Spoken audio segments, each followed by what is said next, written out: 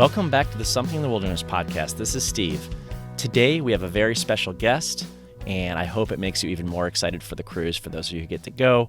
And for those of you who aren't joining us, I hope it gives you a sense of what it feels like to be on this ship and experience this vibe. So without further ado, here's my interview with Hunter DeBlanc. Today we're spotlighting an artist performing on the upcoming Holiday from Real cruise. Think of this as a get-to-know-you for Andrew fans for this particular artist. So today we have musician, DJ, host of the Sadurdays podcast, has been deemed the pop-punk piano man by Alt Press, jack of all trades in music, if you will. So Hunter DeBlanc, welcome to the show. Hey, man, thanks for having me. Did I say your name right? Because like a lot of people, I used to say it differently until I heard you say it on your podcast, and then. How do you think it's said? So from what I heard, it's like there's no hard C, right? There's no Blanc. Yeah, it's just kind of like DeBlanc. DeBlanc. Yeah. Okay. All right. Who's that actor? Matt LeBlanc from Friends. Okay. So I try to tell people just say the last name like that and then replace it with a D. Got it. All right. I'll try to remember that. Yeah, like it reminds me when you say it out loud, but I'm always, when I see it written somewhere, I'm just, the way our brains are wired with reading English, It's got a little Cajun French. Gotcha. I figured that's what it was. Well, welcome. Thank you so much for joining me. This is so exciting to have you on. I want to hear about your own career, your music journey, but also touch on the upcoming cruise we have next month. And can you give listeners a quick introduction to who you are, that people who may not be familiar with your work yet? Ooh, existential question. Who am I? So I am Hunter DeBlanc. I started playing music throughout college in the 2010 era, and me and my buddies, we had bought a bunch of instruments from pawn shops, and it was basically like a choose your character when we got to our practice space, which was my mom's pool house. and I picked the bass. So let me preference this by saying I had 7 years of piano lessons prior to that as a kid. Okay. Like from kindergarten till about 5th, 6th grade. I did all the recitals. All the other kids would go to like soccer practice, baseball practice. I was stuck with a Pentecostal piano teacher during that time period. So you were not playing like pop songs. No, I was doing like what is it? Our God is an awesome God here. That kind of, it was all like religious music, Christmas songs, just little stuff that you hear kids playing at recitals. Sure. And then when I got to around like junior high, I was like, Mom, I don't want to do this anymore. And once I was like old enough to say I don't want to do this anymore, they let me start doing, well, I say let me. She forced me to do every sport after that. Oh, really? I wasn't expecting you to say that. Oh, yeah. I did baseball, basketball. I even did the swim team. I did horseback riding lessons. But she put me through the ringer, man.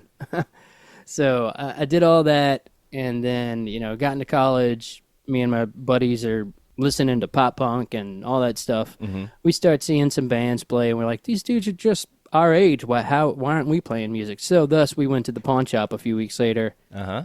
I ended up picking up a bass. I don't know why I neglected the piano lessons. Right. Yeah, that would have fit right in too. And the worst part is the piano I grew up playing on was there with us in the pool house. I just was like, whatever. I'll play bass. It's cooler. Yeah, it's cool. Yeah, exactly. That was the mentality back then. Yeah. It was like, it's a stand. So I did that in a cover band for 2 or 3 years at a bar down the street from our college. From the college campus, and it was every Thursday night. I got paid in missed classes, Jaeger bombs, and bad decisions, like just bad decisions in general. Mm-hmm.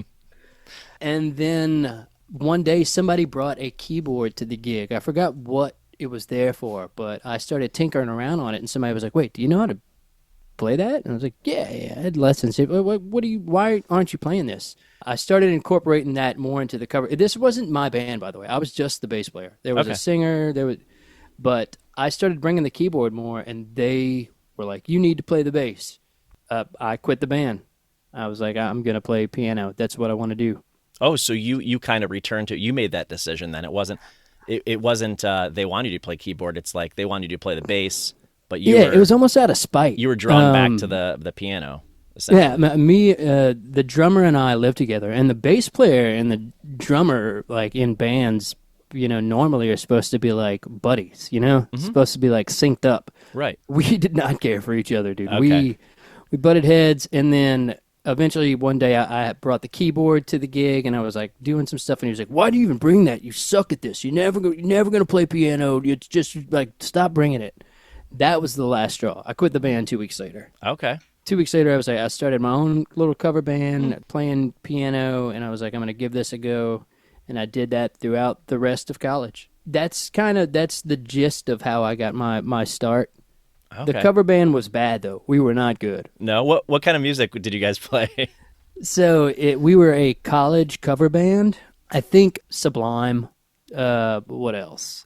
It was like 2010, so songs by like Jay Sean, stuff that was like on the radio, like Lil Wayne. Okay. Oh, wow. Just like, oh yeah, my thing was like, try to play the cool songs that MGMT, indie rock kind of stuff. Sure. But at the same time playing like Play That Funky Music, White Boy, just anything that you would hear a normal party band play, but Don't Stop Believin'. Just stuff, your average cover songs. But I tried to keep it cool, and somehow we had a DJ in the band. That's pretty unique, though. Yeah, kind of like the way it happened is we were playing at one bar one night, and the bar owner was actually a DJ, and he showed up to collect his turntables or something, and while we were playing a song, he just started scratching. And I was like, whoa, that kind of sounds cool. It's very reminiscent of like Linkin Park, Limp Bizkit kind of era scratching. So we incorporated that, and that was like our spiel for a while. Yeah, that's pretty cool. I mean, that's kind of made you guys probably stand out in the local scene, right? Like you had... Definitely. I mean, there's not much of... our local scene was...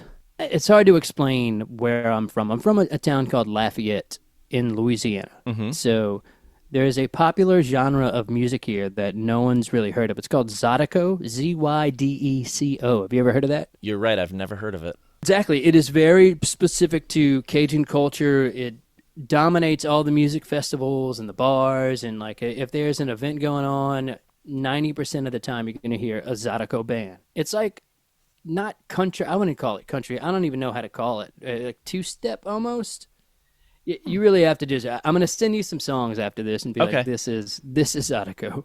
Okay, so it's probably not anything I've ever heard out and about in a setting out in the Midwest, right? Like I haven't seen these bands on stage. 100% not. I have not heard this on the radio. No, definitely not. But if you had seen it at a festival or something, it is very culture specific. It would be like at an international music festival or something like that. Okay. Where they try to show, like in Japan, it's a big thing for them to have Zydeco artists there. They love it. They eat it up. It's got you know what a washboard is? I do. Actually, I have the little instrument. Had a friend who played the washboard for years. Yeah. So that's a big staple of the Zydeco. That and accordions. So I bet he knew what that was. Yeah, he's from Maryland, probably so. But yeah, he played in a bluegrass band.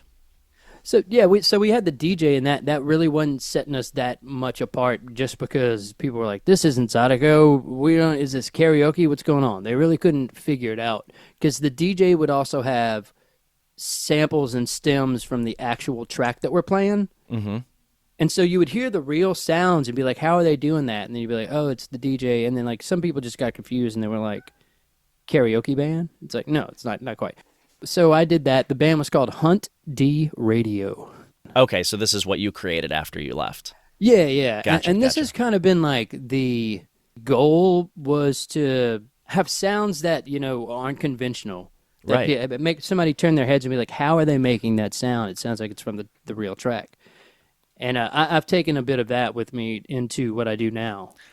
Yeah, I was going to say, when you said that, I'm like, yep, that's one of the ways I would describe what I heard when I heard your set. Yep. It's like, turn your head and like, wait, what's that? I want to hear more of that.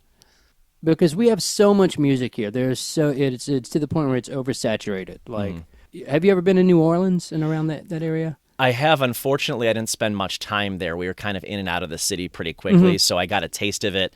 When I say a taste, I mean driving around downtown and then driving. So it was like, I want to see New Orleans, but... You don't mean a taste of like an a hand grenade. You know what a hand grenade? It's our specific. Oh yeah, man, you definitely didn't get a taste then. No. That is the drink that you get if you go to Bourbon Street. It's like the staple. The only thing I had was there was a vegetarian restaurant that came recommended, and I picked up my food there, but we were leaving the next day, so that's why.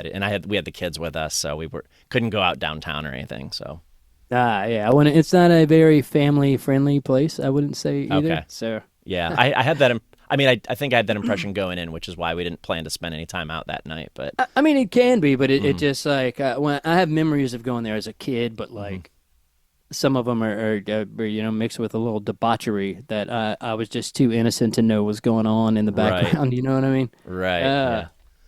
But yeah, it's a very musical town, very musical place. So it's like I didn't want to be just another band. And there's so many cover bands here, man. We have like the Chiwis and Molly Ringwalds and all these bands that tour the country now that like played shows here. And I was like, I don't want to be that. I don't want to be another boring old people cover band. Mm-hmm. You did something different. That's one of the reasons we're talking today, because you do something different from what I've seen before. Well, I hope so, man. Thank you. I try to give. I hope it's different. I hope people are like, well, this is trash. No. So, who would you say are some of your musical heroes? Like either people that you listen to growing up, and you're like, I want to make music like that, or even contemporaries, people who are out just in any genre there that inspire you? I mean, I would say obviously none more than Andrew McMahon himself would be. Like when I made that switch from that cover band to playing piano again, the main reference was Something Corporate. Gotcha. It was Something Corporate, Jack's Mannequin, and then that was around the time where I actually got to see Andrew perform for the first time in 2011. And that solidified it for me. That was like, this is what I want to do. I want to make people feel like I saw and how I felt at his shows. Yeah, that's what I was chasing after that. I was like, man, his first show, I remember it was at the House of Blues, I want to say. If you've ever seen when he does the Made for Each Other 1 into 2. Yeah. And then at the end, I don't know if he still does it. I haven't seen the set in a while. But he says, the world can look like this. He points out at the crowd, and he does a little harmonica solo. And then he did this piano solo that just, like, moved me. I had goosebumps. Like, right. I was so captivated. And that was it. I was like, I want to do this. If I can make people feel a fraction as good as I felt at this concert and that I saw. I mean, you've seen his concerts. You know how, like, it's something special. It's something. Yeah, it really is. And it is a lot about the way you feel at a show like that. And I love that you were so inspired by that feeling. I really was, man. And it was like Andrew fans, like, even though they've been to 1,000 of his shows and not much really changes, it's like you said, it's still the feeling that it's. A lot of people can't replicate that. Mm-hmm. Yeah. A lot of bands try. You go see them and you're like, okay, that just felt like the last time I saw them. Mm-hmm. So yeah, it was very special to me, man. So that's one artist that definitely is a big one for me. I'd say Ben Folds is another one. Mm-hmm. Yeah, Ben Folds, when I was a kid, I can remember calling into the radio station that I work for now and requesting Ben Folds.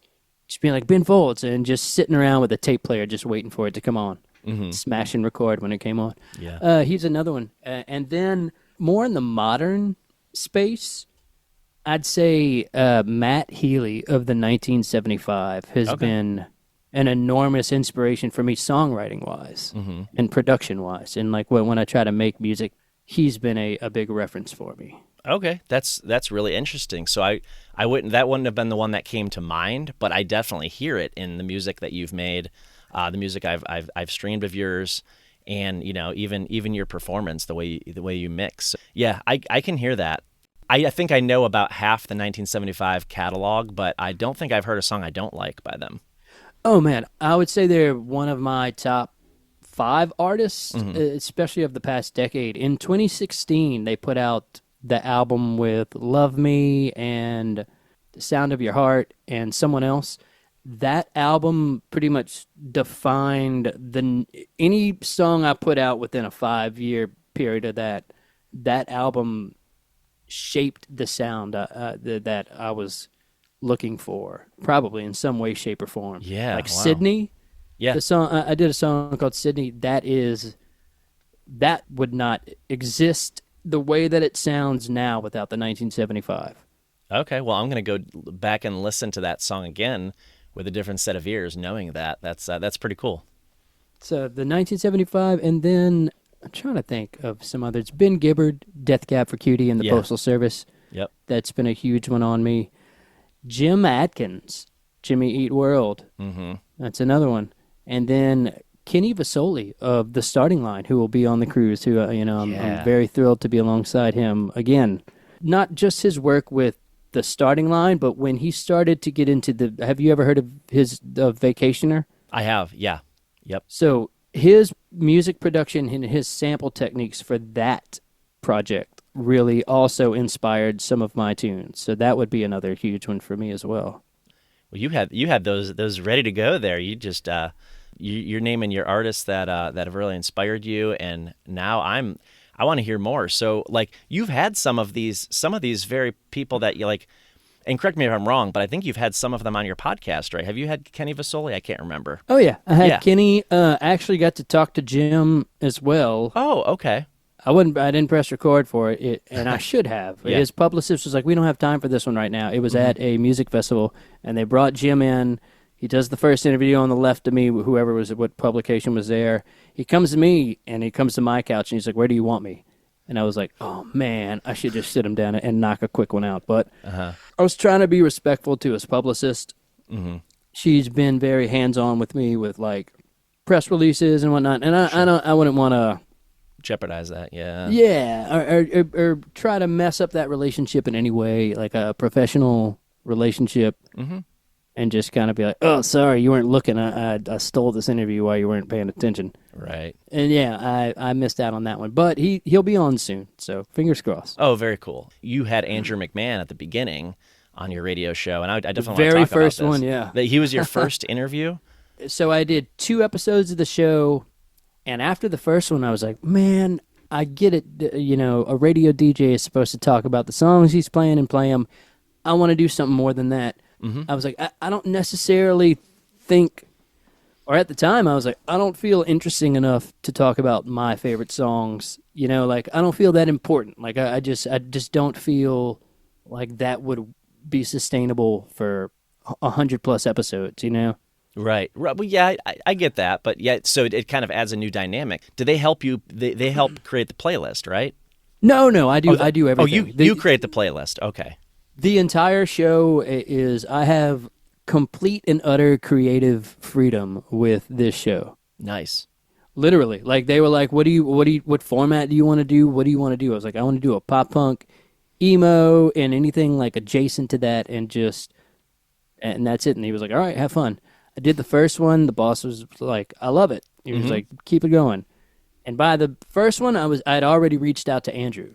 They immediately said yes. I don't know how I got in touch with them. I don't know if the email that I sent to, I think I sent something to like, I don't want to say it on here for the fans who might be listening, be like, "That's his email." But I just like reached out to an email address, not knowing, and then I got a response from his management. Mm-hmm. And I was like, "How did this come about? Yeah, like, how did really? I just shot this? Like, it was a Hail Mary, brother." Like, and so they were like, "Yeah, would you like to have him on? Blah blah blah. Can you give me some details?"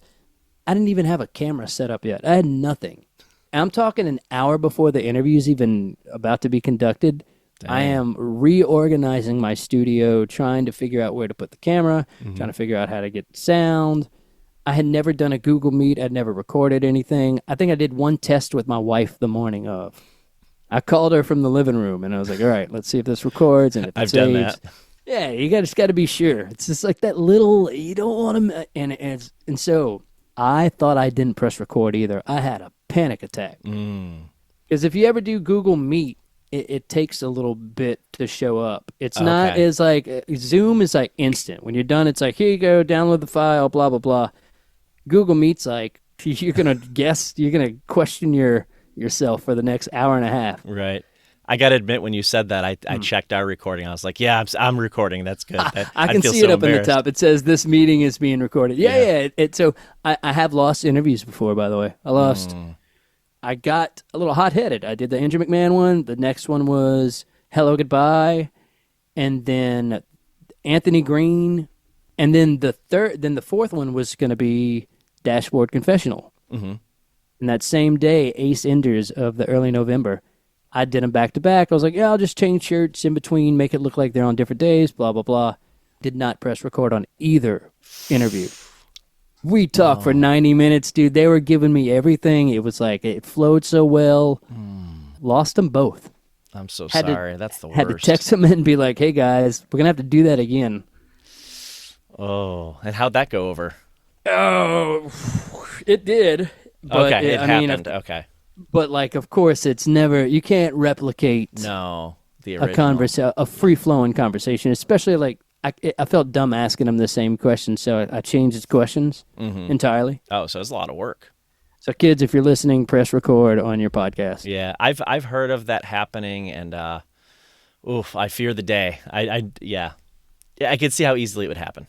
Especially because I had like 5. I used to do it, record the video from my phone and record them on the computer, and then record the audio separately. So I had like 3 different pieces of a puzzle, and like I just blew it on one of them, but it was it was the most important one. So I had an angle of me talking to no one. Oh my gosh. with just my audio on my side from the room. It's just like the most awkward thing. So, well, 2 of those artists you just mentioned, I'm seeing in concert in March. Hello Goodbye with the early November. So yes, brother. Yes, looking forward to that. So Mother the Mechanic and the Path tour. Yeah. I've never seen them live before. So neither have I. I opened for Hello Goodbye, which is the only reason I got to see him. 2023. Okay, yeah, and I just saw them live open for Jax. So in the fall, it made me a fan actually. So I still think that both Hello Goodbye and the early November should be on this cruise. I will stand by that. Yeah, I've heard that from other people as well, and I could see that. Yeah, that'd be nice to toss them on. Now, we did get the Rocket Summer added recently, so I am so happy for that, dude. Yeah. Well, what a nice surprise. Funny story about that. We were driving on the way to the gym, and my wife was playing on her phone, and she was like, oh, they announced the Stowaway artist. And I was just like, oh, who is it? I didn't expect it to be a name that I would recognize. You know, last year it was like Ivory Lane was last year. Yeah. And so you don't expect it to be somebody that, you know. that you've been following for 20 years or whatever. Definitely not, dude. Yeah. So when she said that, the noise I let out kind of startled her. She was like, what? Are we getting in a wreck? I was like, no, I'm just so stoked to be on a cruise with Bryce with the Rocket Summer. Mm-hmm. And then I had to explain to her that it was one guy, and that I think he's going to have a band, right? I think so. He brings at least a drummer, I believe. I just saw him live in October, and I think he had 2 guys with him then. So I assume so, but I really don't know. Usually the Stowaway is one person, so I guess we'll see. I think he'll probably have. I mean, his shows are so energetic. He kind of needs the full band, even though he's so goddamn talented for being recording all that stuff. Plays every instrument. Yeah, it's wild. I did have to give my wife that whole spiel. I was like, he's so talented. He does all this by himself. Yeah, my wife and I had a similar talk because she knows that I go see him, but she didn't know about him, and I was like, well, you at least have to see the stage show and see what he does because it's pretty impressive. Is she coming on the cruise? She is. Yeah, she'll be there. Oh, then she'll get to see it firsthand, man. I'm excited for everybody to get to experience the Rocket Summer. Yeah, so there's a lot of fans that are super, super excited. So you're in a unique position on this cruise, by the way, because you are, besides Andrew McMahon and the other people that are in his bands directly, you're the only artist that's returning for a second trip on Holiday from Real. How's that feel? Man, just to be involved in it at all is already just like a dream for me.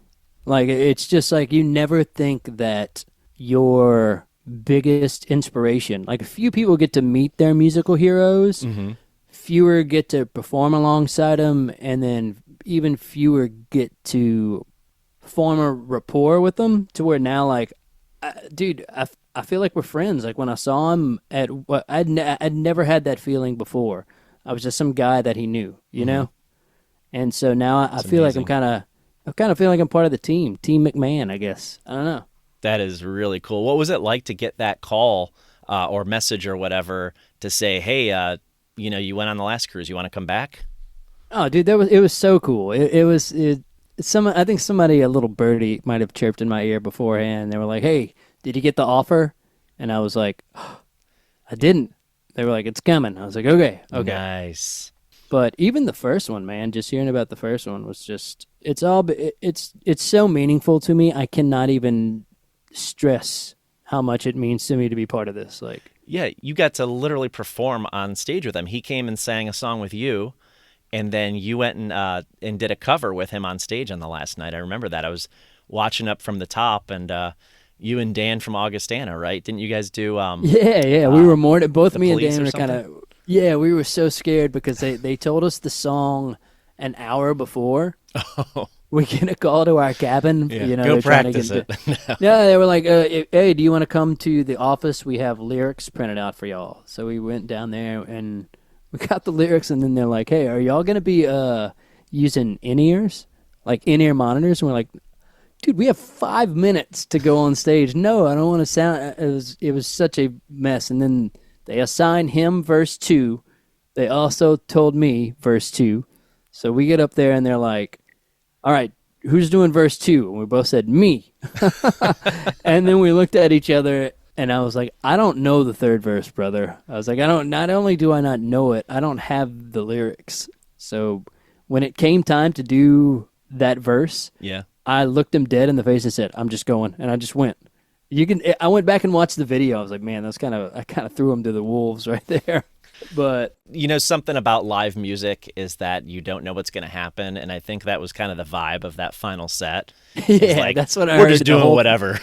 Yeah, it was kind of. I mean, I had to boot scoot and boogie right afterwards and get down to good old Magnums. Oh, right, because you had a show. Yeah, that's where I live is Magnums. Everyone's like, "Oh, you're just playing at Magnums all day." I do have an atrium set this cruise. I saw that. I thought that was interesting.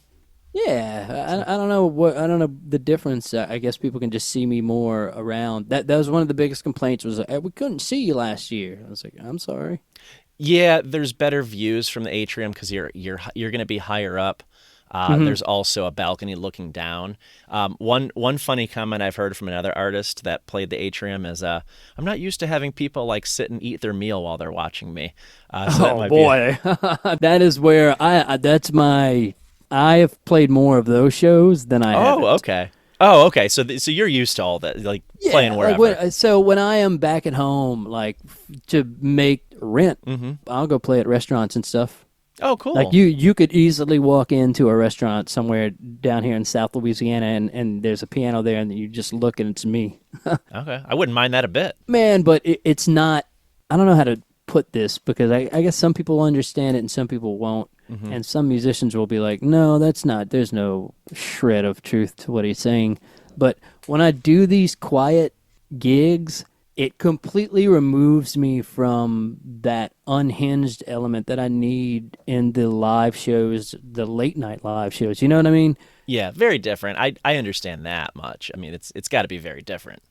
It's not only is it different, it makes you more timid, I would say, because you're scared to bother somebody who's just trying to eat their food. Like, they didn't sign up to come hear live music, and you're there, and, like, they might not want it. They're like, I don't want to hear this. Can you turn it down? I'm like, I can't turn down a piano. Right. It is one volume. Okay, I understand that. And also, like, in the environment I saw you live in, I can tell you feed off the energy of the crowd, and the crowd was live, you know. The 1,000%, brother. And you're working with a whole different crowd and in a different energy, if you will, when people are sitting. So. And I've had to do way more of those in the past year just because I tried not to book so many things that were like, I don't know, brother, I'm getting older. I don't want to be at like some dive bar till, 2 a.m. Yeah. So a good little restaurant gig will pay a bit better. You can get home before 10. Oh, I like that. But, yeah, dude, who doesn't? You get home nice and cozy before 10 p.m. and you have a little to-go box of food. It's nice. And they technically tend to pay better than the bars. It has been unhealthy for me when I try to go do a show and I need to be loud and, like, whatever, Unhinged, and I've been singing, Cat Stevens and Otis Redding, as quiet as a mouse for the past year. The next 3 weeks will consist of me trying to get out of that headspace. Okay. So you're going to be doing some physical prep. Yeah. I'm gonna go. I'm gonna go to the pool house where it all started, actually. And, wow. I'm gonna go drive. My mom just had some knee surgery, so she needs a little extra attention. I'm gonna go over there for a couple days, set up all the equipment, and just hammer it out. And try to get unhinged, because I have another cruise right before the Andrew McMahon cruise, which is gonna be. If you think the Andrew McMahon cruise is going to be crazy, the one directly before that is going to be a shit show. Oh, which one is that?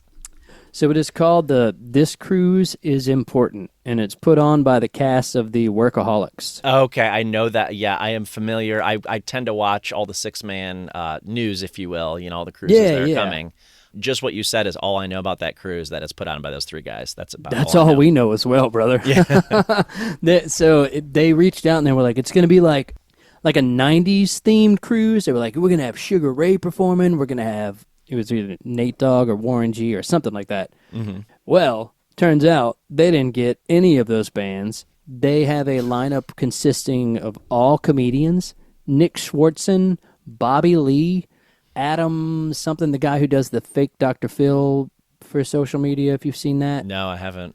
You will now. That the second I said it, your phone's like, put it on his feed. Right, it's listening. Mm-hmm.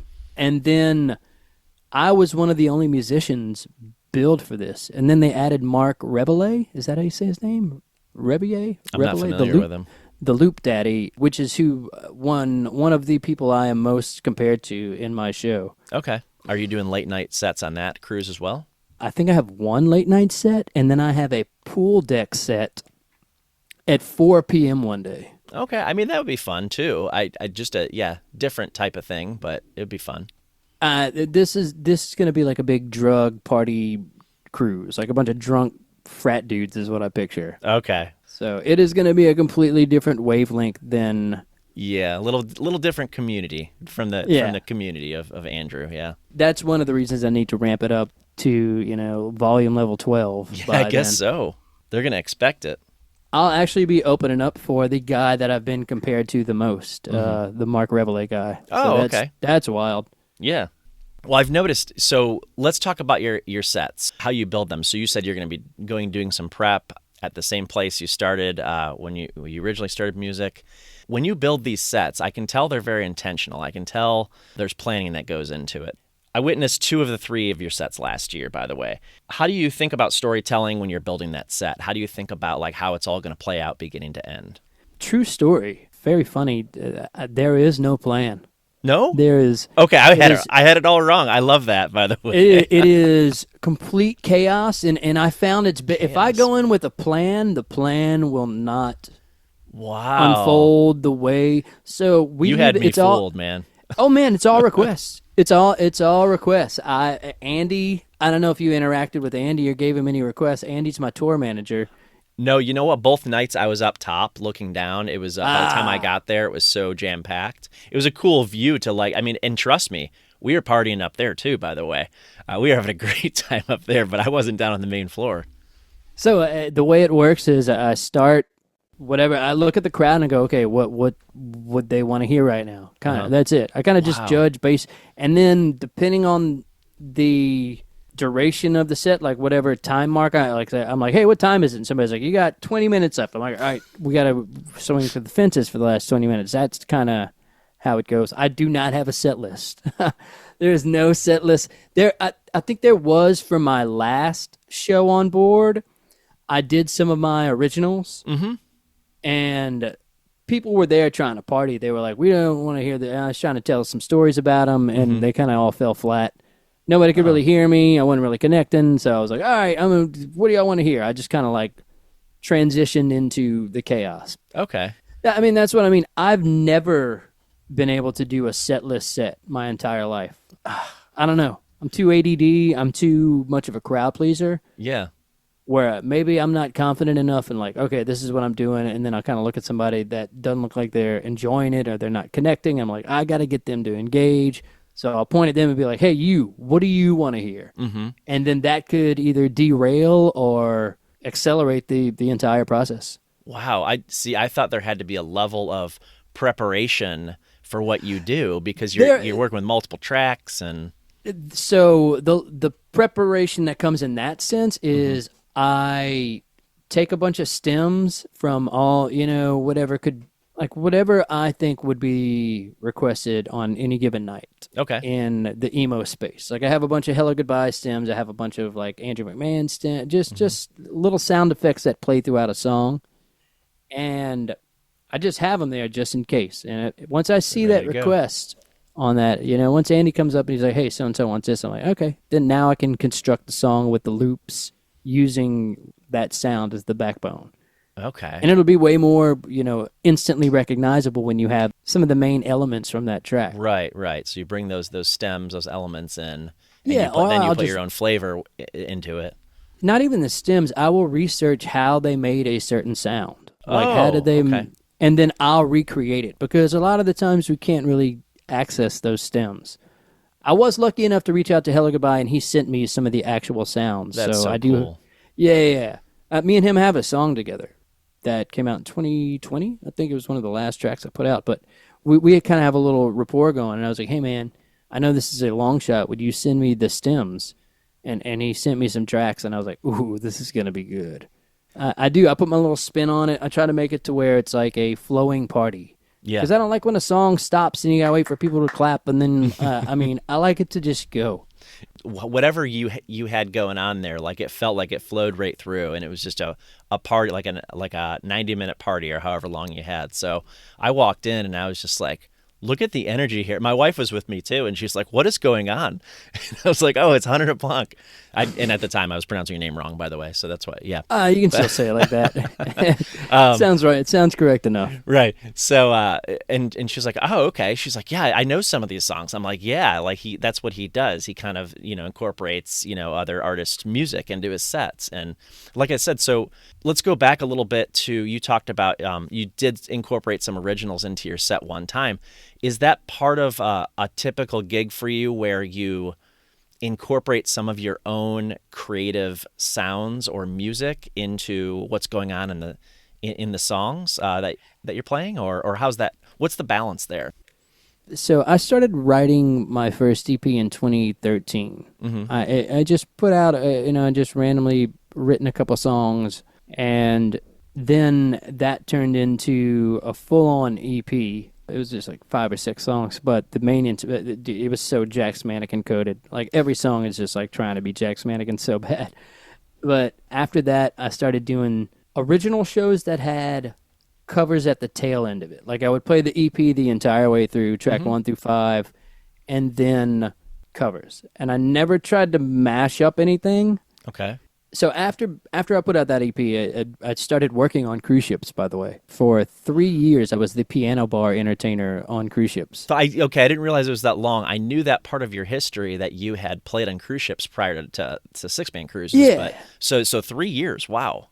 Yeah, 3 years. And there were 6-month contracts at a time. So you would play 2 weeks on, and then you'd get a day off. And then 2 weeks, and then that would go on for 6 months. Wow. And during that time period, I got so far away from performing my originals. I think some of these people had found out that I had written some songs, and they would show up to the piano bar, and there was 2 that they would request every night. And so I began to incorporate the originals. It would be at the end. Mm-hmm. I would give them everything they wanted the entire night, and then I would save Bohemian Rhapsody for the closer, but before that, I would do an original, just to be like, here's a piece of me before... you go. That's fair. And it became more of a thing where they got so into that they would wait around for that second to last song, and it made me feel so cool just to hear, Sure. Then they bumped me up from the piano bar to the theater on the cruise ships, and that's when I was like, okay, if I'm going to be entrusted, they wanted me to go sing. So for reference, this was in Australia. So the cruises were out of Australia? Yeah, they were either Sydney or Melbourne or Brisbane or Adelaide, one of those places. Okay. So I was doing an entire show of Australian favorites that we've never heard of over here. But the show was called Hunter Down Under, was what we called it. And that's when I was like, okay, if I'm going to be given a stage, I've always wanted to play my own songs. I finally have it. I'm going to do the same thing here. Play 9 Australian songs, 2 originals, close out with, Land Down Under or something like that. And that's what I did. I would get up there, I'd pour my heart into telling them those songs, and that's when I started selling my albums on board. People were like, you have CDs? I was like, okay, I'll see if I can get approved to sell them on the ship. Mm-hmm. But for some reason, man, I've always kept the cover stuff and the originals somewhat separate. Okay. I don't know why. I shouldn't. I should be slipping in a song here and there and try to find a way to mash it up more. Right. And I may or may not have a few of those planned for this upcoming cruise just because, believe it or not, it was my wife's idea. She was like, why don't you do a fun mashup of, she noticed last year, or on the last cruise, it wasn't last year now, it's 2 years ago. She noticed during all my sets that I had a great receptive audience until I started telling those stories. And she was like, you got to remember, you're not in the theater telling, you don't, this isn't the place for this. At that Magnum set, they're there to party. Half of them can't fucking see you. Not even half of them. A fraction of them can see you. The rest of them are just guessing. Mm-hmm. So she was like, maybe, I'm not going to spoil it. But yeah. She had a good idea. Surprises, and it does touch along what you're asking. And I do need to do more of the mashups with my own stuff, just because it's collecting dust, man. Mm-hmm.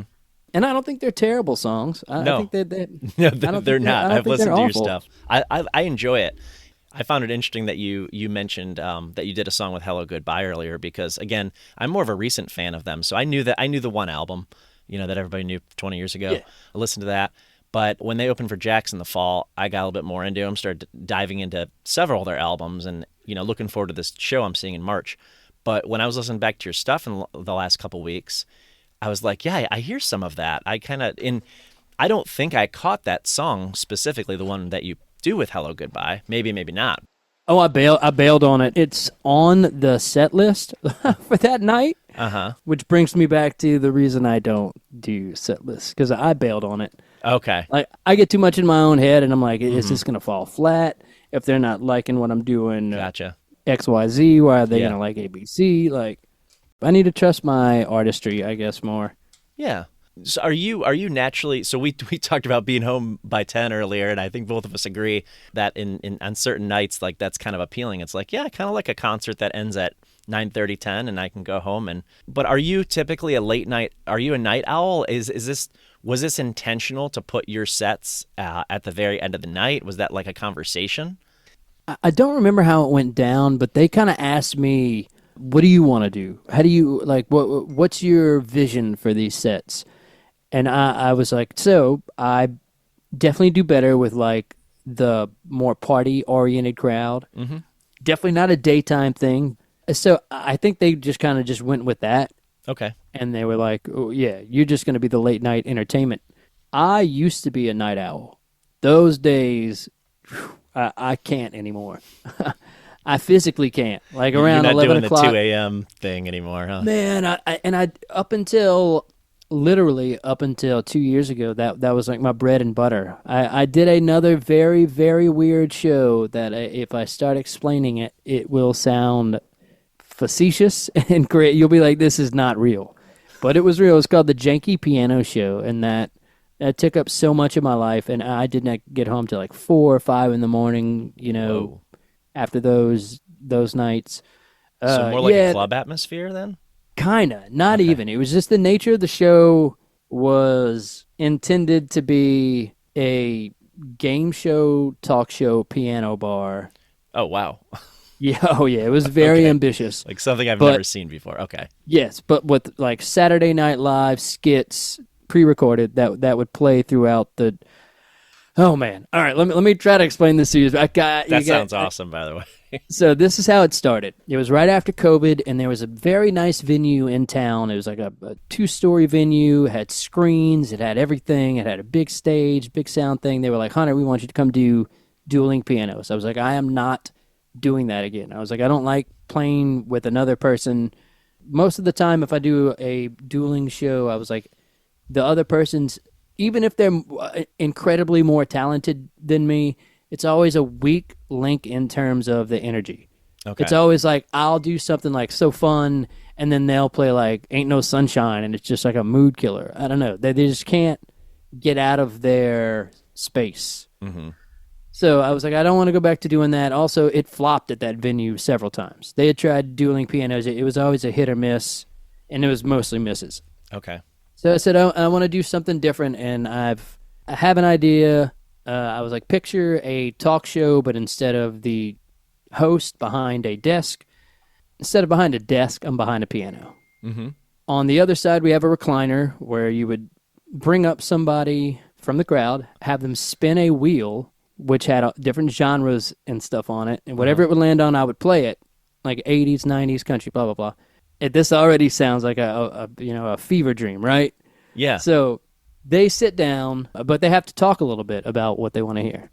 So we did that for a while, and then it grew and got sponsored by Jameson. Jameson Irish whiskey was like, why are the sales through the roof every Wednesday night when the show is going on? They showed up, and we have these, this sounds crazy, but we had all of these sketches that were all Jameson themed. That was like the theme of each video. Mm-hmm. It's so hard to explain. If anyone's listening to this, go right now to YouTube and type in Janky Piano Show. So I can see clips of this on YouTube? You can see everything right now. Oh, okay. Season 1 there's 22 videos from Season 1 of the Janky Piano Show up there. I love your pop punk piano show, but man, that sounds pretty appealing too. That sounds like, I want to see that now. Yeah, this is more of an everyman show, and it's like, we had an ongoing joke that anytime it would land on emo, it was like everybody would go, oh, because it was like a show killer. And it was so funny that fast forward to a year later, it would become my bread and butter and be the main source of what I do. It's like the emo pop punk stuff now. But during this show, it was such a general audience. That was the genre that would kill the night. As weird as that is. No, I do get it in the general population. Yeah, right? If I didn't come to hear emo, that's. Funny enough, there was one cat that always showed up and he was like, "You got to play Constantine," and I was like, "Brother," I was like, "You and me are the only two people that are going to enjoy that. Everyone else here, this place, yeah." I was like, everyone else here is going to be highly disappointed. But we did the Janky Piano Show for a while, so that would turn into a nightclub though. There was you keep spinning the wheel until it lands on techno, and that's once it lands on techno, then we started Club Jank, which was, I would play every techno song I knew how to play on piano, and that would last for about an hour and a half, and that would close out the night. Nice. Wow. But then we had to tear down the stage, and it was like, I would not get out of there till 4 or 5 in the morning. I wouldn't get home till late. I just can't do it anymore. At 11 p.m., my body turns off. Yeah. My body shuts down. Oh, yeah, I'm done. So that leads me to a question. When you're on these cruises, so I know you worked on a cruise ship for 3 years. You've done the 6-man cruises, and have you done other 6-man cruises, by the way, real quick? I have. That's actually kind of how this started. I thought so.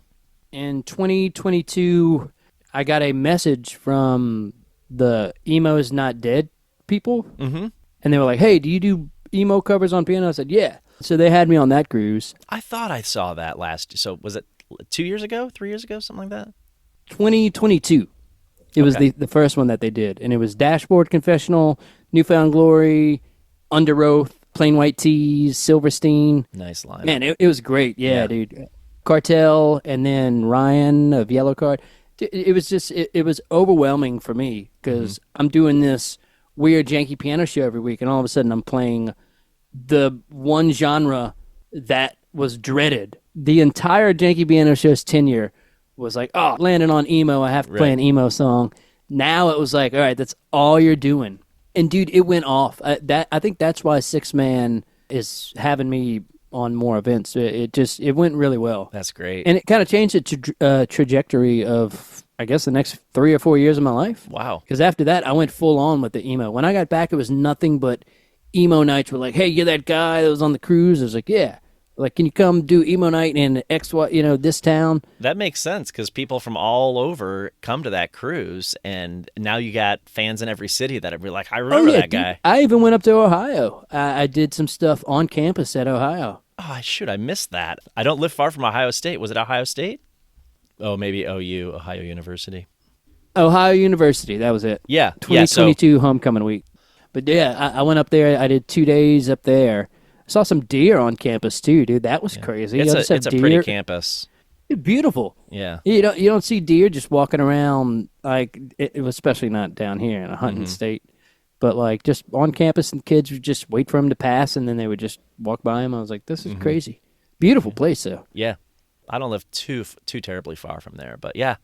That cruise, yeah, dude. That cruise really. Everyone was reaching out to me after that to come to their state and their city. And it was cool, man. It really changed everything for me. Was it that first 6-man cruise? So cool.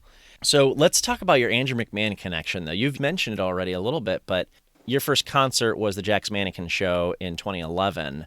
How did you initially find his music, though?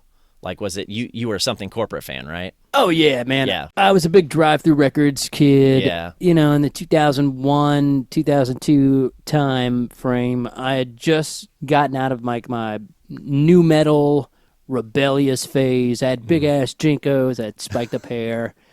I was a little 13-year-old rebel. Early 2000s emo culture. Oh, yeah, man. But that pipeline's real, though, the new metal to... But then I discovered ska, believe it or not. Less Than Jake, Mustard Plug, Say Ferris. And then that kind of just transitioned into the pop-punk emo world. Like it was so hand in hand. I don't know what it was about Less Than Jake that took me...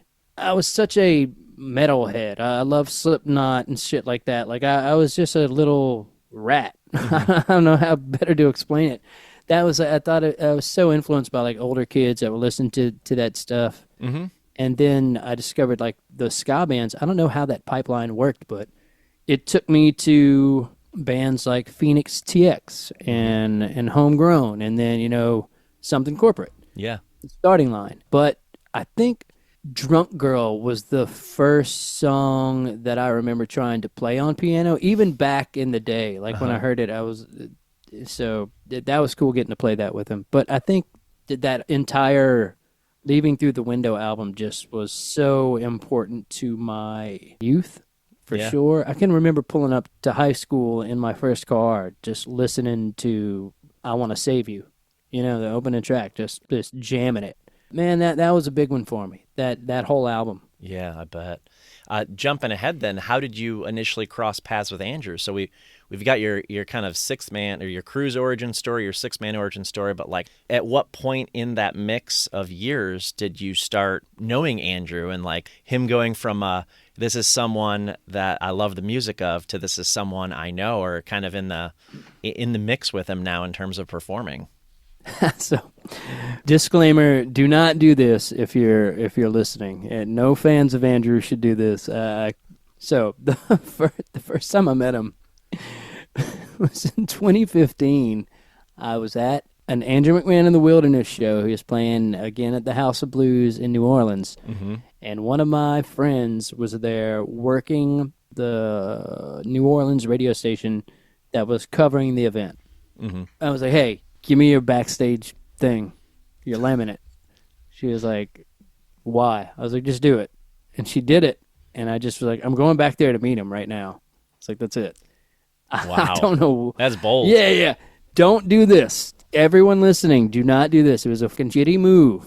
Okay? I am lucky that he is such a nice guy. And that he already knew who I was, though. I think I'd been like a constant commenter on his Instagram. And he had like messaged me once or twice and been like, "This is funny," or something like that, blah, blah, blah.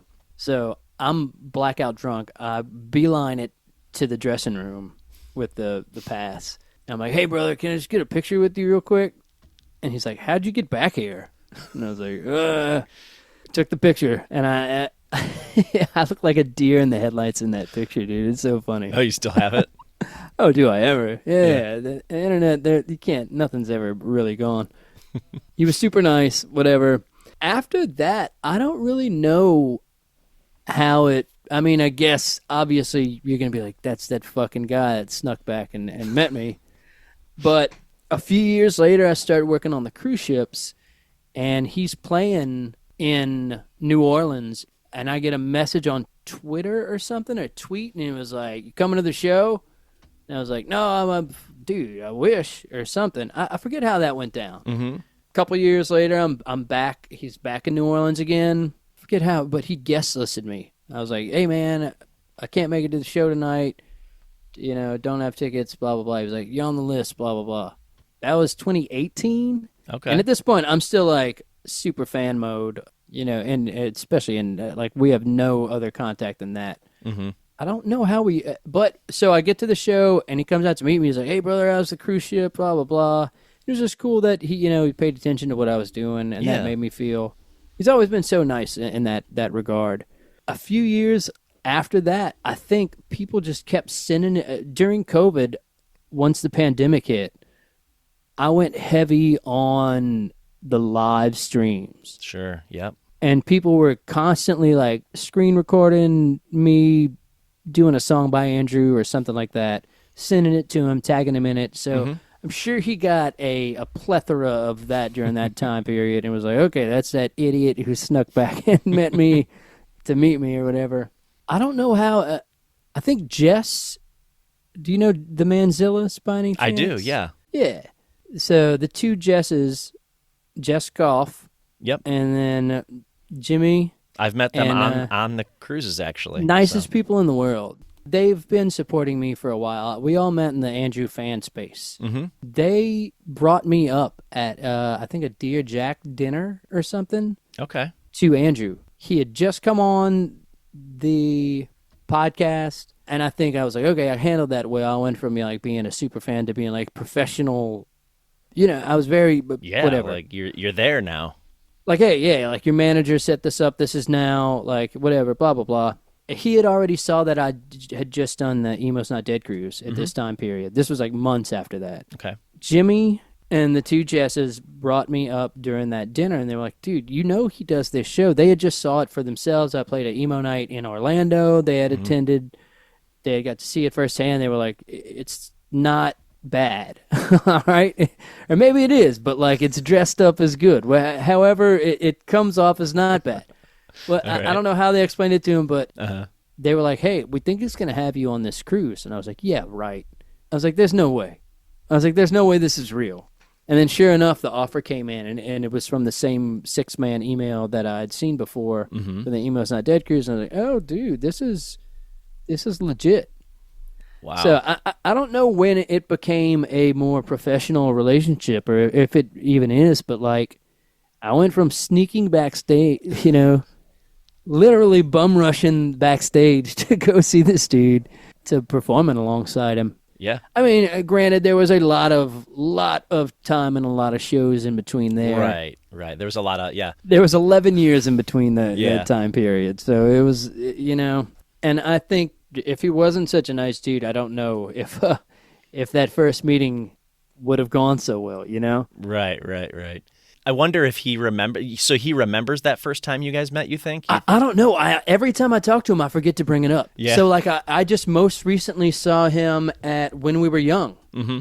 And it was just really cool to, like, I just felt somebody come up, sneak behind me, and I heard somebody, like, in my ear going, I'm going to fucking kill you. And I turned around, it's Andrew, and he's just laughing, and I'm like, what? And then during our conversation, I just kind of always intend to be like, brother, the first time I met you, do you remember this? Mm-hmm. But I mean, I doubt he remembers that, dude. Maybe, though. Maybe. I'll ask that. I definitely have to bring it up on the next cruise for sure. And now, the last cruise, you guys did a couple songs together during your set, from what I remember. Dude, what a moment for me. Oh my gosh. Moment for us too, believe it. Yeah, we were like, whoa. It was funny. Like I said, we were upstairs and someone said, that sounds like Andrew singing. And we were like, damn, it is Andrew singing with him. That was cool. Yeah, dude, that was wild. So to have your musical idols sit there and watch you play. First of all, when I saw him over my right shoulder, I was like, oh my God, my butthole got tight. I was so nervous, dude. Holy shit. Yeah, dude, the nerves kicked in, but I was also blackout drunk. a little bit from the Jameson at that point. So it was just like, I think a lot of, all of my experiences led up to that point, basically. It was like, I took everything I knew to keep my cool. Well, yeah, you just went with it, and it was great. It was quite a moment. It was one of those memorable moments for me, and I think for a lot of people that were in the room that night. It was like, wow, I mean, we're having a great time. You've built this party, and then like Andrew shows up, and like it all came together. So, well, man, this year my goal is to get. So I also had Will of Cartel. He joined me for a song last year too. Whom I so love. The goal love this Cartel. year. Oh my God, me too. That was so. I don't mean to keep derailing your. No problem. Cartel played in. We have a very small town in Louisiana. Mm-hmm. It is 2 hours outside of New Orleans. We do not get any shows in this town, but Cartel played a CD shop here in my first semester in college, and I met Will, and that was one of the bands that was like, that was one of the moments where it's like you met a musician and you were like, it wasn't something that was so unobtainable anymore. Mm-hmm. It was just like you're just talking to a normal guy, and you're like, he's just like us. He's just like a normal college age dude, just like us. Why aren't we doing this? And that was why. That's one of the reasons we were like, let's go get some instruments. Let's go to that pawn shop. That's awesome. So the goal this year is to get Kenny of the Starting Line, John of the Main, and Petey of Petey USA. Because, dude, if you're not familiar with Petey's music, I'm honestly not. I'm not familiar with Petey. He was one of I cannot believe I forgot to say this earlier. I guess because it's such a fresh thing for me. But Peter Martin, that's his name. Petey has become one of my biggest reasons to start writing music again. The album that he just put out, The Yips, was my number one album of last year. Okay. Well, you're selling it. Now I got to go listen to it. Dude, it is so good. But I think one of the reasons I'm so drawn to Petey is because I discovered Petey 3 different ways. The first was he makes funny TikToks. That's how I knew him. He was a guy that instantly you recognize him on these TikToks, and he's funny. Okay. And then Spotify recommended a song by Petey USA. And I said, okay, it sounds cool. It had a reference to the show The OC in it, and that instantly got me. Big OC fan. I didn't know those were the same people until then I saw a video.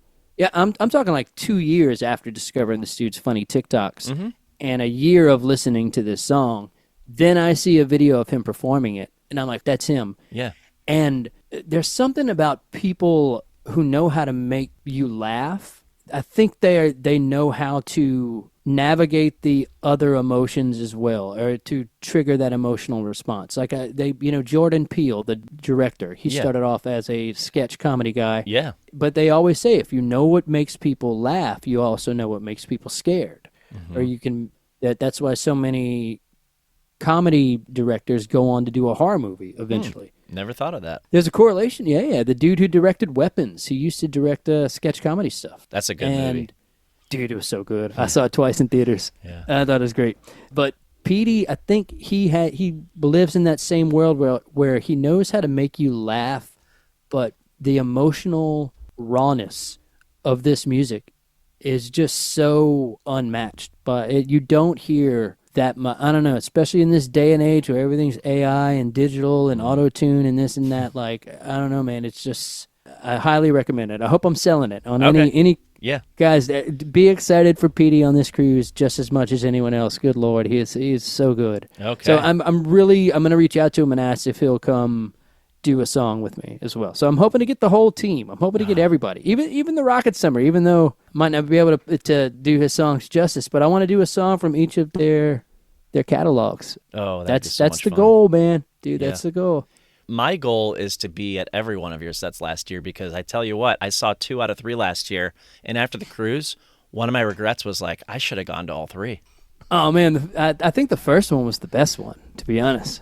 I was at, I think the third night is the one I missed. I think I can't remember. Oh, I can't remember the order though. I can't remember. That'd the be order the one to miss. The last one was that's when I did all the originals and like Okay. Then I bailed on it. I definitely wasn't there for that moment that you told the story about, but so that might have been the one I missed, actually. Oh, I told a few stories, man. If I would have walked up, to be honest, if I was a audience member and I walked up to that set, I would have just been like, let's get out of here.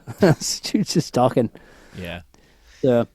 So you've now experienced the holiday from real from the inside as an artist, and obviously as a fan. You're an Andrew fan. You're a fan of a lot of these artists, right? What stands out to you about the community of fans that Andrew's brought together when you're on this cruise? What maybe feels different than typical cruise ship, maybe a different 6-man cruise, whatever? What's different about this community?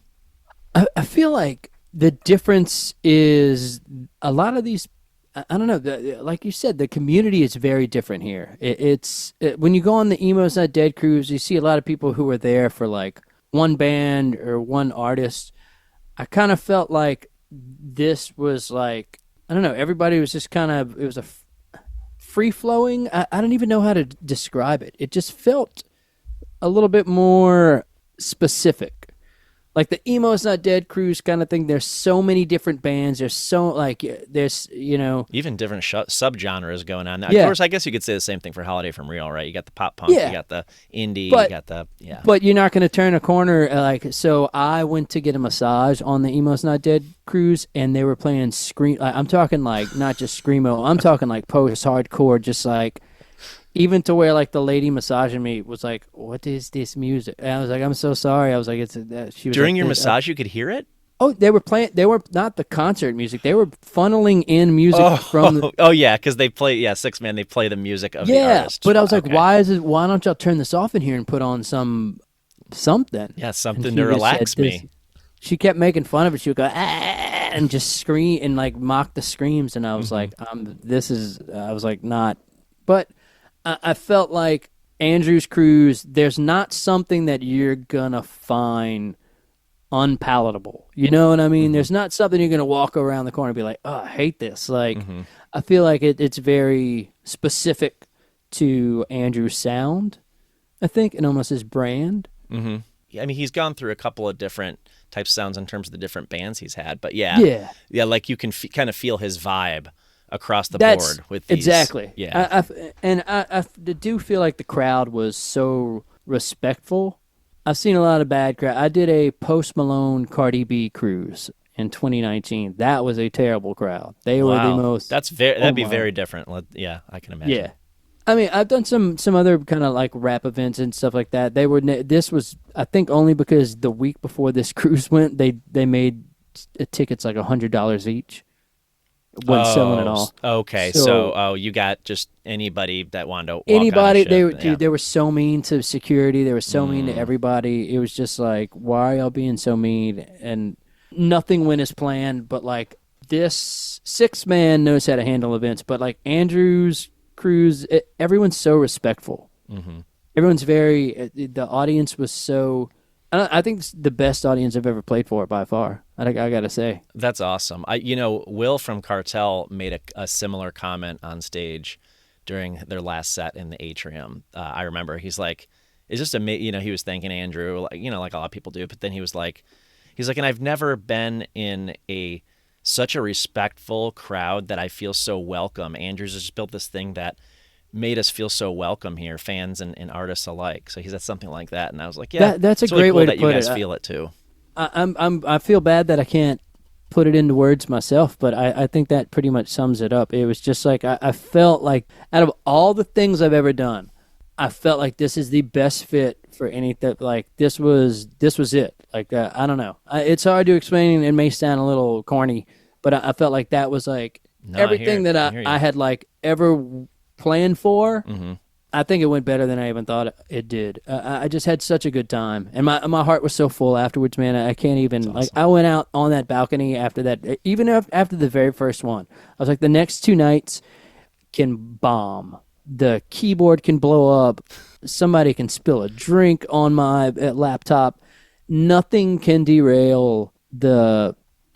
I was just so happy, dude. Mm-hmm. I went out and stood on that balcony after that first night, just stared. There was a cruise ship parked across the way. It was all nice and lit up, and I just stared at it, and I cried, dude. I had tears in my eyes. Not even kidding. It was just like having my musical idol come and play a song with me. Yeah, man. What he created for that cruise is very special. I'm so honored to be a part of it. We're glad to have you on it. What advice do you have for maybe first-time cruisers or maybe people who, I don't know, feel like they need some tips? Like what tips do you have for how do we make it to the late night? We got to make it to the Hunter DeBlanc show.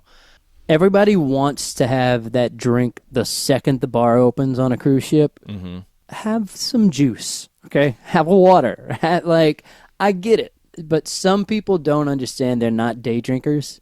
And especially if you're going to be out in the sun, I don't know. I mean, fingers crossed for sunshine the whole week. Mm-hmm. Hydrate like crazy, man. Yeah. Sunscreen, very important. I know it's going to be the smack dab end of February. We're all going to be pale as shit. Oh, yeah. We're all going to be white, super Us white. Midwesterners haven't seen the sun in like 2 months. Exactly, brother. Yeah, so sunscreen is important. If you feel like you have to see a band immediately, make sure that you don't be like, oh, wait, they're playing twice tomorrow and 3 times the next day. You don't have to go feel like you have to do everything. I feel like a lot of people are like, I got to do it all. Yeah. And then they're like, I'm going to miss something. Dude, this is at the end of the day, it's your own cruise, but do pace yourself, man. That you're going to get to see, it's a vacation. Yeah. But do show up to the late night sets. Yeah. No matter what. Yeah, we got it. Yeah, you got to be there.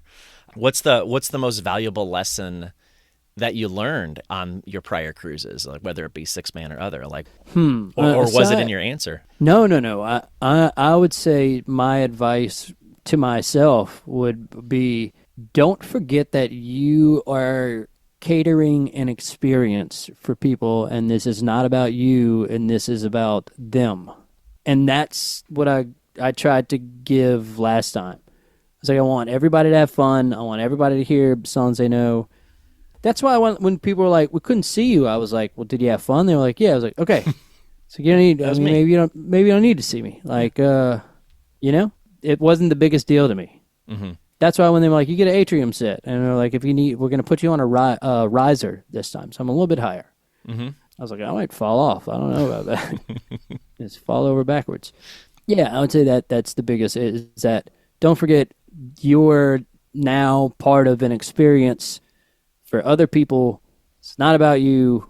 This is about them. Make sure to keep that energy and go in with like the biggest smile and just make sure, everyone has fun. That's it. That's been like my goal, is just, well, it's been such a crowd pleaser, man. I just want everybody to have fun.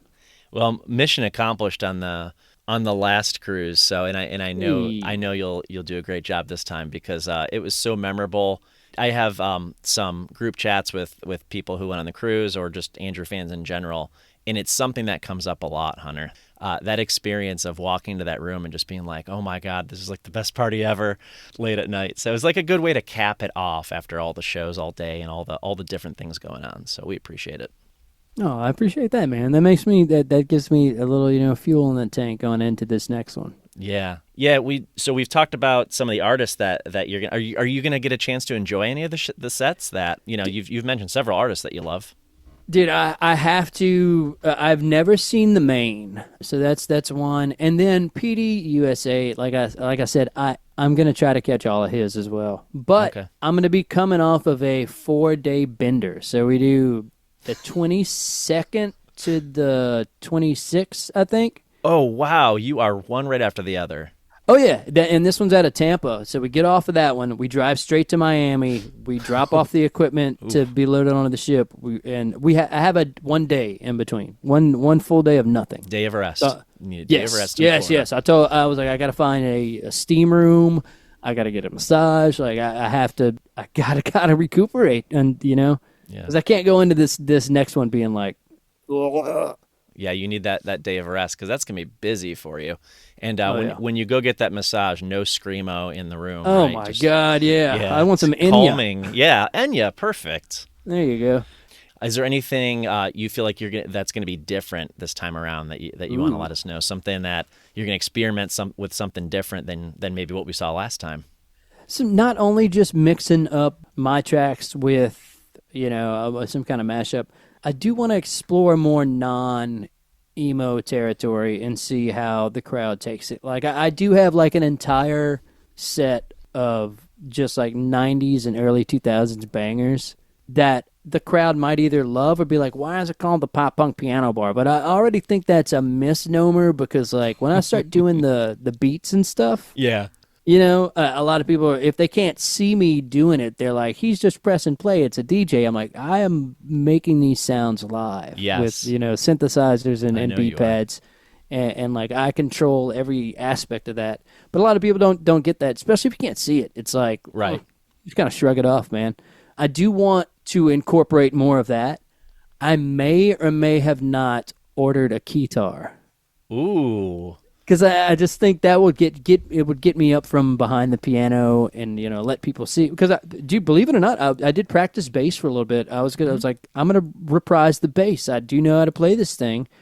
Stand up and play it a little bit, but it doesn't sound cool by itself. Especially even if there is other tracks. And also, dude, I just don't have the wrist for it anymore, and you know, I got a little carpal tunnel going on from the piano. So I think a keytar would be absurd and hilarious. That would be amazing. It'd be just like you don't see that, dude. So it's like, so you may see that. Spoiler alert. I don't know how long y'all have to listen to this before the cruise. So a few weeks. So like hopefully, so some people will know. Some people will be very surprised. It'll be a mix. There you go. Yeah. That's one thing. And then, man, I'm in my own head about like I can't go out and do the same kind of stuff that I did last time, even though. When you open up the floor to requests, they're always going to be the same, no matter what. Yeah, that's what I was going to say. Yeah, you're going to get a lot of that, but yeah, that's okay. I mean, it's the stuff that you'll have a few different ones, but like I'd feel like a hack if I went out and almost rehashed the exact same thing. So the goal is to change 90% of it to be like, all right, I did it this way last time. Let's do it a different way. Maybe let's change the BPM. Let me just change the style from like house or techno to like trap or something like that. Just kind of be, you know, funny with it. If it's something that I've been playing straight, play it funny. If it's something I've been playing funny, play it straight. We'll see. I am here for all of that. That sounds amazing. It's all going to be in the moment though. So it's all, you know. Yeah. You're going to come in and see what people are feeling and play off, it sounds like. So 100%. I just hope I don't get stumped by the request. That's when, if I get like 3 in a row that I don't know, that's when I'm like, ugh. Yeah. I shut down. Hunter, I really appreciate you spending some time with me this evening. This was awesome. You've been a bucket list guest for me for a while now. I mean it. Oh, dude, that means so much to me. Thank you. Yeah, ever since I saw those sets in 2024, man, I was like hooked. And it makes perfect sense why you're one of the very few artists that are returning for part 2, Holiday from Real 2. So because of what you brought to the stage, so we appreciate it. Oh, dude, thank you so much. And I'm sorry for rambling. I tell you, this is why I'm bad at being on the other side of these. I just ramble. No, it's all good, man. So speaking of hearing what you have to say about music, and you get to talk to all these amazing artists, where's the best place to go and listen to your podcast? So right now it's on Spotify. The best place to listen is Spotify. I think a majority of the episodes got left behind when I did the RSS feed or whatever it's called. Yeah, okay. Because at first Spotify allowed us to do a format that was music and talk, and then they discontinued it. So all of those episodes are still lingering, and I have to either go redo them or something like that. So for now, Spotify, but definitely also at Sadurdays Radio on Instagram is where I do most of my traction. I just deleted TikTok today, so. Okay. And Saturdays is SAD, sad. Yes, Saturdays. sir. Yes, sir. Just want to make sure everybody knows that. So anything else coming up? Anything else we should be looking for from you? Man, I'm trying to finish one new song before the cruise, but 3 weeks now is not looking like a good deadline. The plan was to have this done by New Year's. The producer I wanted to work with moved to Nashville. So makes it a little harder. I mean, yeah, and I don't want to do like a Zoom thing. He was so good with getting the vocal takes out of me that he needed to. His studio's still there, and there's a new producer there, but like, I don't know. It's like going to a new barber. Yeah, you got to start all over, form that relationship. Mortified of what's going to come out, the product. Well, 2 final questions for you, Hunter. So, what is one essential Andrew McMahon track that's got to be part of every pop punk piano set, whether you're going to play it or not? So, it used to be Constantine. Because I do it's a 9-minute song, but I do like a quick 90-second version of it that like really gets the fat of what you want done. Now it's gonna be Punk Rock Princess. Okay, good choice. I think that is now my staple. Nice, dude. Honestly, my favorite song by Something Corporate of all time, if we're gonna go that route, is Fall. Fall. Oh my gosh, dude. And when he opened with that, he opened with it on the cruise with Something Corporate, and I was like, all right. I did have to leave immediately to go to my set, but I was like, all right, at least I got to hear this one. That was my first time seeing first and only time seeing Something Corporate too. Oh man, and you only got to see the one song? Yeah. Oh my gosh. I hope you get to see more of them this year. I don't know how the schedule works, but I'm sure I am, man. And worst case scenario, I'll make him come sing one with me this year. Yeah. Fall is the song that I actually talked on this podcast with Josh Partington about. So really, it was incredible. It was great track, dude. It's so good. That's one for me. That's an all-timer for me. One of my favorites. Yeah, he picked the song. I told him to pick, and that's the one he picked. I was so happy. It's a great one. Yeah. And finally, what should we be listening to now, Andrew or Petey or anything else, to prepare ourselves for the mindset to show up to one of your sets? All right, to show up to my set, man, I would start listening to, go to SoundCloud, type in my name, and listen to the Sadurdays New Year's Eve mixtape that I just put out. Okay. So when they hired me, they were like, we're going to have you do a DJ set this year. I've never DJ'd in my time.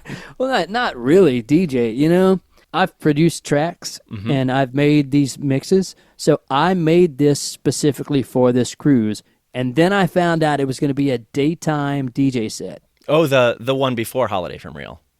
No, on Holiday from Real. Holiday from Real. I'm doing a DJ set during the pool deck something. It's like the belly. Yeah, one of the. Yeah, the pool deck party. Yeah. I didn't know you were part of that. That is. This is news to me right in this moment. I did not know that. It's on. I think it's on the little schedule because I had just spent. I'm not even kidding. 3 months producing an entire. 4-hour thing that I can select from just to have songs to pick from. But I thought it was going to be a nighttime set. I thought I was going to be doing like the shut up and dance kind of time. Yeah. That's what I thought you meant at first. And then for a moment, when you said during the day, I was like, oh, it must be this other cruise. But now you're saying it's a pool deck party with Andrew McMahon. And I know what you're talking about. I'm looking it up on the schedule right now. It's both cruises, by the way. They gave me daytime DJ sets. And I had completely made it is EDM, dude. It is like, I will still push for this to be played on the cruise at some point because I am so proud of it. I relearned how to use a completely different production software. I watched every tutorial on how to make these sounds. I'm proud of it, brother. There's some Andrew on there too.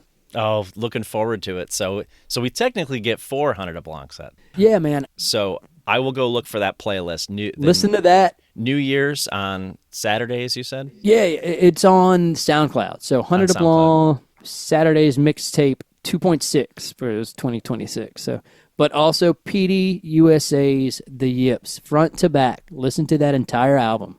And that'll be how we prep for Holiday from Real this year. I will link those in the show notes for this show. So appreciate it, brother. Yeah. Yeah. Get your PD on. Thanks so much, Hunter. I really appreciate your time today. Brother, thanks for having me. I'm sorry that we took so long to get it done, Steven. Oh no, this is great. This was awesome. As long as we're good on your time. Oh, dude, we're great. Right? We're good over here. We have nothing. We're not snowed in by any means, but when it gets this cold in Louisiana, we shut down all operations, dude. We're home. Well, again, I appreciate your time. Look forward to seeing you in a month on the cruise, or just a few weeks now. Oh, I got a question for you, Steven. I'll flip the script on you. Sure. All right, what do you want to hear at the set? Ooh, what song do you want to hear me play? What song do I want to hear you play? Flip the script on you right there. Yeah, there's at least one I could say. I'm trying to come up with maybe... Give me 3 just to be safe. Give you 3. Okay. Well, I am also a big fan of the Maine. So Ooh. I will look forward to, and I want to be clear, I like all their work from the first album all the way to even their most recent work. And they're releasing a new album this year, they just announced, so I'm excited for that. But I think it would be cool to hear some of their like more pop punk genre style of music somewhere in your set. So I've been practicing Into Your Arms, so that's the one I'm going to ask John to come do with me. Oh my gosh, perfect. Okay, well that's the one. And if I could, Cartel, I'll be missing them this cruise. Would have loved to see them return too. I'm a huge fan, like I said earlier. So anything by Cartel. I mean, I'm again front to back their catalog. I love it all. 100%, dude. Me too. Yeah. So I think those. I think Will's one of the best vocalists in the game. I think Will has one of the best voices out there. He's so good, and I've had this conversation pretty recently with someone else. It's like I don't know how he still does it. All these years, he still sounds like just as perfect. Exactly, as he sounds better. He sounds younger. Probably better. I swear he sounds younger.